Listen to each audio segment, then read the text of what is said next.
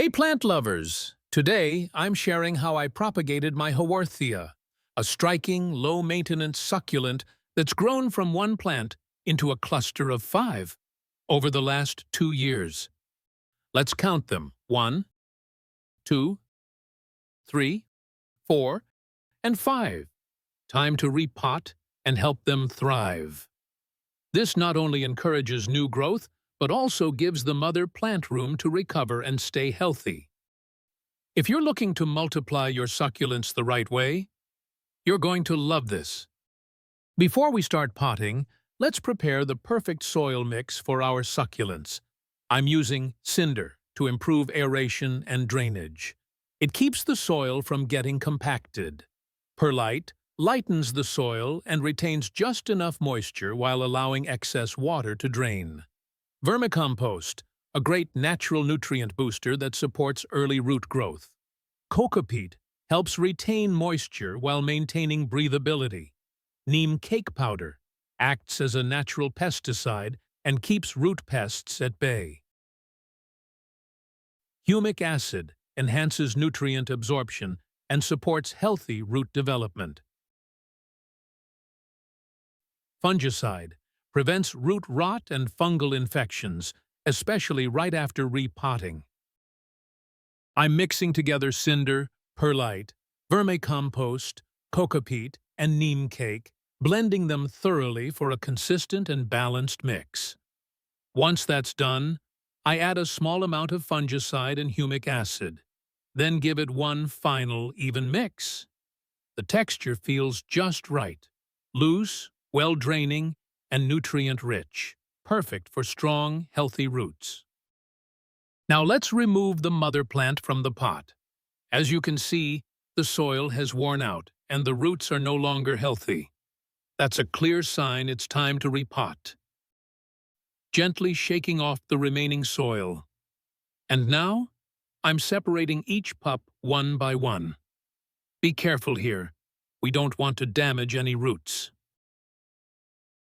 Once all the pups are separated, gently clean the roots and remove any dry base pellets or dead material. This gives each plant a fresh start and helps reduce the risk of infections as they settle into their new pots. Let's clean others as well. For propagation, I'm using these small plastic pots. Why small pots? Because they help young roots settle better, reduce overwatering risk, and are easier to manage during the initial growth. Each pot has good-sized drainage holes, and I've already placed a plastic mesh at the bottom to prevent soil leakage. Now, let's start potting. I'm beginning with a thin layer of coco coir at the base. It creates a soft cushion for new roots and helps retain just enough moisture without causing waterlogging. Next, I fill about half the pot with the prepared succulent soil mix. Now comes the delicate part, placing each Haworthia pup gently into its pot. I top it off with more of the soil mix, making sure each plant is upright and well supported. Give the soil a light press around the base, just enough to hold the plant, but loose enough to let it breathe. This is honestly one of my favorite parts, watching each pup settle into its own little home. One by one, all 5 are happily potted and ready to grow. Now, I'm topping each pot with a layer of cinder. Why? Because it keeps the moisture balanced, prevents the roots from touching wet soil directly, and avoids rot, a common issue in succulents. All 5 newly potted Haworthia plants are now ready to begin their journey. I'm hopeful they'll settle in well and grow into healthy, happy succulents. With the right care, light, and just enough love, each one has the potential to thrive and become just as lush as the mother plant. Can't wait to see them take root and start their own little stories. Time to give these new plants a gentle start.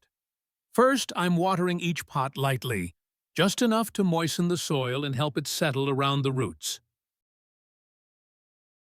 Once that's done, I follow up with a soft mist over the leaves. These are two separate steps. The watering hydrates the roots, and the misting refreshes the plant from the top, easing transplant stress. After repotting, it's important to keep the plants in a semi-shaded area. This helps them recover from transplant shock, reduces moisture loss, and gives their roots time to adjust without the stress of direct sunlight. A calm environment encourages steady root development and prevents sunburn on tender new growth. Just a recap about generic Haworthia care. Haworthias thrive in calm, low-stress environments. Choose a spot with soft, natural light. Windowsills or bright corners work well. Let the soil dry out fully between waterings and avoid leaving water at the base. These plants grow slowly, so don't rush with fertilizer. Once in a few months is enough. With patience and minimal fuss, they reward you with steady, healthy growth. And that's it, a complete Haworthia propagation cycle from start to finish. Isn't it rewarding to see 5 new plants ready to grow? I'll keep you all posted with updates on their growth and root development. If you enjoyed this, give it a thumbs up, share it with your plant-loving friends, and don't forget to subscribe for more plant care stories. Drop your questions or thoughts in the comments. I'd love to hear how your Haworthia is doing too.